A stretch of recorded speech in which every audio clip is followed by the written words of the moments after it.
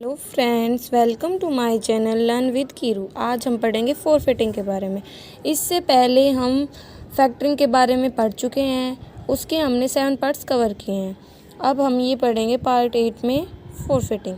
फॉरफिटिंग बिल्कुल देखे तो मतलब कंप्लीट तो नहीं, लेकिन हाँ बहुत ज़्यादा मैच हो जाता है फैक्टरिंग से। हमने पढ़ा था फैक्टरिंग में क्या करते हैं कि एक फैक्टर होता है, ठीक है, जो क्या करता है, जो क्लाइंट को सर्विस देता है, ठीक है, और जो भी ट्रेड कस्टमर्स होते हैं उनके डेब्ट्स को ये परचेज कर लेता है और क्लाइंट की हेल्प करता है इनसे पैसे को कवर करने में। ट्रेड कस्टमर मतलब जिनको हमने उधार में माल बेचा है, ठीक है। तो फॉरफिटिंग में क्या होता है, फॉरफिटिंग में भी यही सर्विस मिलती है, लेकिन यहाँ पे क्या होता है, ये है ना सिर्फ एक्सपोर्टर सर्विस देता है। मतलब ये जो इंटरनेशनल ट्रेड करते हैं ये उस टाइम पे हेल्प करता है, किसकी, एक्सपोर्टर की, ठीक है। जबकि जो फैक्टरिंग था उसमें हम दोनों पढ़ रहे थे, डोमेस्टिक प्लस इंटरनेशनल। जबकि जो फैक्टरिंग होता है ये फाइनेंसिंग देता है रिसीवेबल्स के अगेंस्ट में, और ये हेल्प करता है एक्सपोर्टर की, जो भी इसने मीडियम टर्म के लिए जो भी गुड्स वगैरह किसी भी मतलब देश में इंपोर्ट किए हों, मतलब किसी को भी बेचे हों, एक्सपोर्ट किए हों, ठीक है। तो यहाँ पे क्या आती है कि अगर हमसे कोई पूछ ले, ठीक है, तो इसमें क्या होता है कि जो हमारा एक्सपोर्टर है, ठीक है, वो क्या करता है, एक फॉरफिटर के साथ क्या करता है, एग्रीमेंट। मतलब उसमें एक फैक्टर हो जाता था, इसमें एक फॉरफिटर हो जाता है, एक पर्सन हो जाता है जो एक्सपोर्टर को सर्विस देता है, किसके बदले में, जो भी ट्रेड डेब्ट्स वगैरह हैं, मतलब जो भी उसने एक्सपोर्ट किया सामान उधार पे, उसके बदले में, ठीक है। इसमें क्या हो जाता है कि जो फॉरफिटर होता है वो 100% जो अमाउंट है उसमें से सिर्फ क्या घटाता है, डिस्काउंट चार्जेस, और पे कर देता है, ठीक है। एक टाइप से कहे तो ये 100% मनी रिकवर करवाता है, जबकि जो फैक्टरिंग था उसमें सिर्फ कितनी अमाउंट मिल रही थी, हमें 80% अमाउंट मिल रही थी, ठीक है।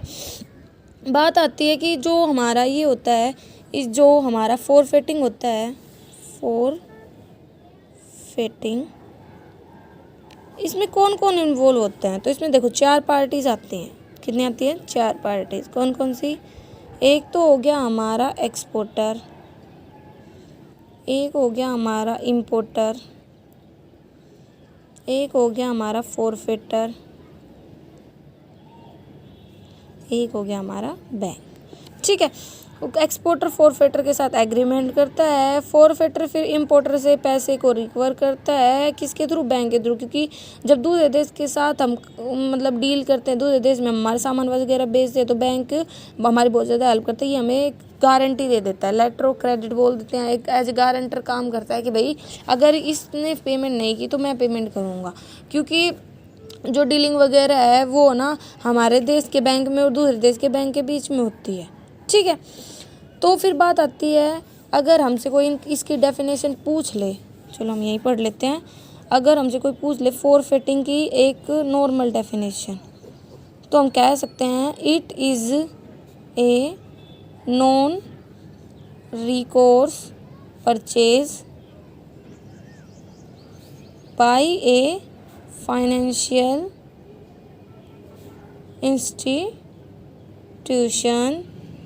ठीक है, of receivables which arise from the export of goods and services.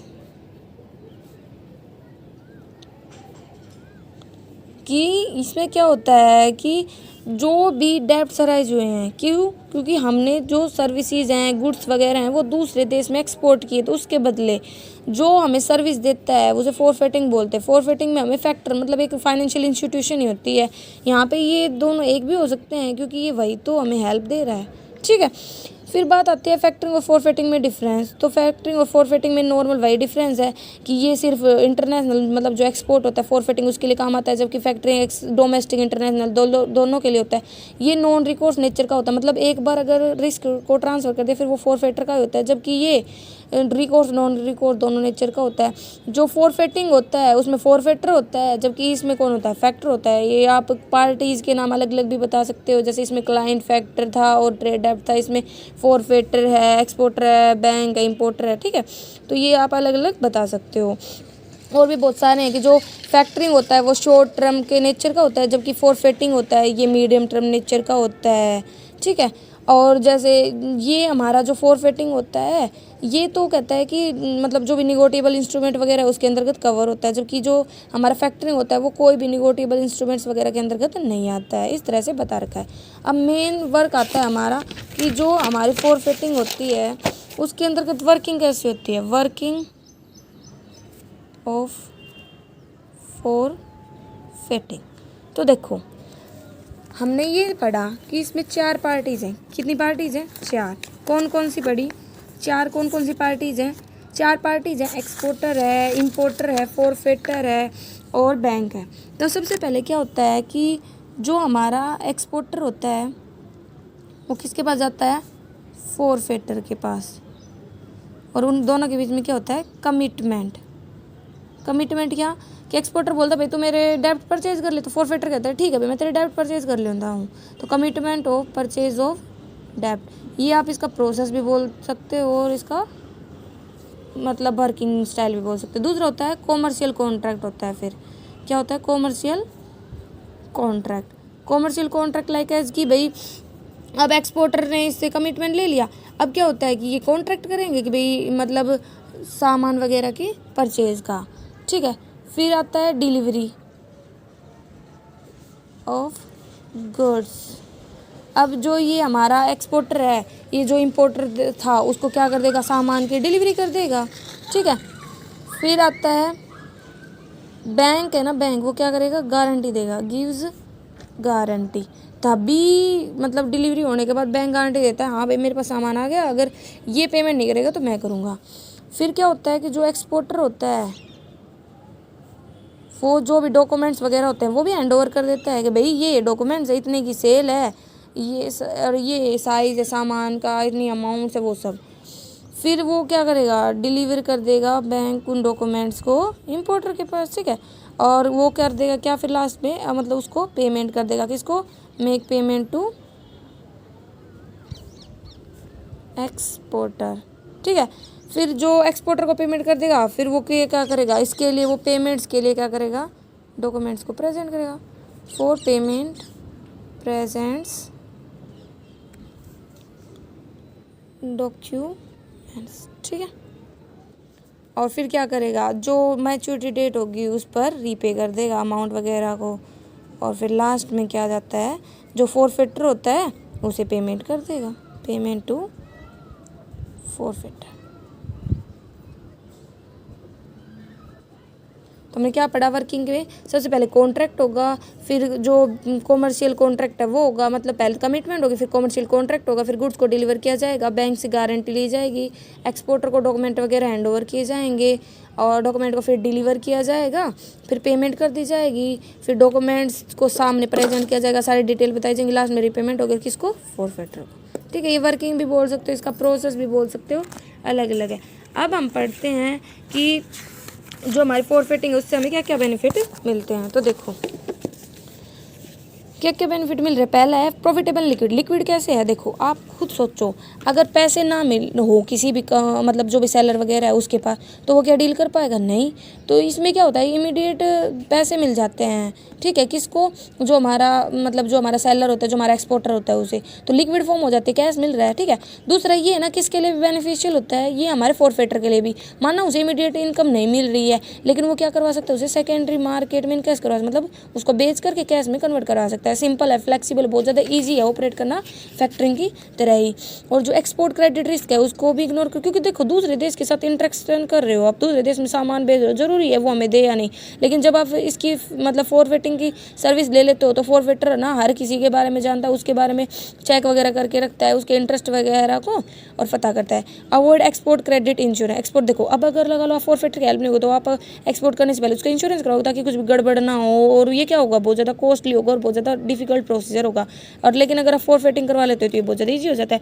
Confidential and speedy, बहुत जल्दी भी हो जाता है और बहुत ज़्यादा कॉन्फिडेंशियल मतलब सीक्रेट होता है, ज़्यादा कोई डॉक्यूमेंट वगैरह की प्रोसीजर की ज़रूरत नहीं होती है, नॉर्मल जो चीज़ें होती हैं उन्हीं की ज़रूरत होती है। सूटेबल होता है हर प्रकार के डील के लिए, आपने किसी भी कमोडिटी का एक्सपोर्ट किया हुआ के लिए होगा। 100% फाइनेंस मतलब 100% फाइनेंस आप इसके बदले ले सकते हो। और फिक्स रेट होती है फाइनेंस की, मतलब जो फॉरफेटिंग होता है ना वो फाइनेंस एक फिक्स रेट से प्रोवाइड करवाता है, इसके लिए ना कोई अलग से आपको ट्रांजेक्शन वगैरह करने की ज़रूरत नहीं है। ठीक है, फिर इसके कुछ ड्रॉबैक्स भी हैं, मतलब इसमें कुछ कमियां भी है। एक तो ये शॉर्ट और लॉन्ग पीरियड के लिए अवेलेबल नहीं है, ये सिर्फ किसके लिए अवेलेबल होता है, मीडियम टर्म के लिए, क्योंकि लॉन्ग पीरियड में तो कहता है कि बहुत ज़्यादा रिस्क और शॉर्ट पीरियड में कहता है कि अमाउंट कम है। Non availability for financial weak, ऐसी कंट्री जो मतलब बहुत ज़्यादा फाइनेंशियली वीक है, ज़्यादा पैसा वगैरह नहीं है, ये उनके साथ भी डील करने में डर कहता है कि भाई उनके साथ भी फॉरफेटर अपनी सर्विस देना नहीं चाहता। डोमिनेंस ऑफ वेस्टर्न कंट्रीज, कहता है कि जो इंटरनेशनल फॉरफेटिंग होती है उसमें जो ट्रांजैक्शन होती हैं वो लीड करती है वेस्टर्न कंट्रीज़ को, मतलब जहाँ पे डॉलर पौंड ये उनकी करेंसीज के नाम बता रखे हैं, इसलिए भी ये मतलब हर किसी कंट्रीज़ में ये सर्विस नहीं मिल पाती। Difficulty in procuring international bank guarantee, और एक बैंक भी जल्दी से गारंटी नहीं देता, क्योंकि क्या पता उसे टाइमली रिकवरी ना हो या कस्टमर फ्रॉड कर जाए, वो सब, तो ये भी प्रॉब्लम आती है। इंडिया में जो फॉरफेटिंग है उसके बारे में बता रखा है। सबसे पहले कहता है कि ये जूरिच में आई थी, कहाँ पे आई थी, जूरिच में। फिर धीरे धीरे एस्टाब्लिश हुई, इसके लिए मतलब इंपॉर्टेंट सेंटर एस्टाब्लिश हुए लंदन, जूरिच, हांगकॉन्ग, सिंगापुर वगैरह में। इंडिया में धीरे धीरे ये इमर्ज हुई थी, क्योंकि फॉरफेटिंग एक बहुत अच्छी सर्विस देता है, इसलिए यूनियन गवर्नमेंट ने इसको 1994 में डेवलप किया, अप्रूव कर दिया था कि भाई हाँ ठीक है फॉरफेटिंग वगैरह करो। हमारे देश में जो एक्जिम बैंक है वो फॉरफेटिंग का काम करता है, और जो फॉरफेटिंग है उसके लिए मिनिमम ट्रांजेक्शन कितनी है, 5 लाख रुपए। ठीक है, इसके लिए एक स्पेशल फॉर्म प्रोमोट बिल भी है जो यूज़ किया जाता है ट्रांजेक्शन वगैरह करने के लिए।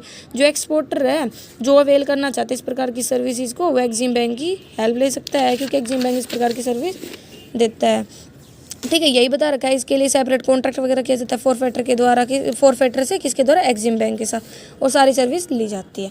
तो हमारे यहाँ पे चैप्टर ख़त्म होता है। मैंने इसके लिए एक अलग से प्लेलिस्ट बना सकती है, आप मेरी प्लेलिस्ट में जा करके मेरे चैनल पर विजिट करके उनको डिटेल में देख सकते हैं। अगर आपको किसी अलग टॉपिक पे कुछ समझना हो तो आप कमेंट करके मेरे को उस टॉपिक का नाम बता सकते हैं, और इसी में ही अगर आपको कहीं पर डिफ़िकल्टी आ रही है तो आप मेरे को वो भी एक्सप्लेन कर सकते हैं, मैं उसकी अलग से सेपरेट वीडियो बना दूँगी। Thanks for watching.